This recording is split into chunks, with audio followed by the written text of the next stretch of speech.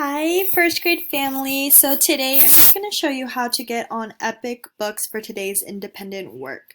So first things first, you're going to open your web browser and go into your search bar and type in getepic.com. Just press enter. It's going to take you to this screen, and all you're going to do is log in, and you're going to press student and educators, and you're going to put in the class code. So the class code is going to be on the laminated note card that I gave you guys in your supply work bag. So the code that I'm clicking on right now is the one from last year. So this one is not going to work for you guys, but I'm just going to go ahead and show you. So you're going to type it in.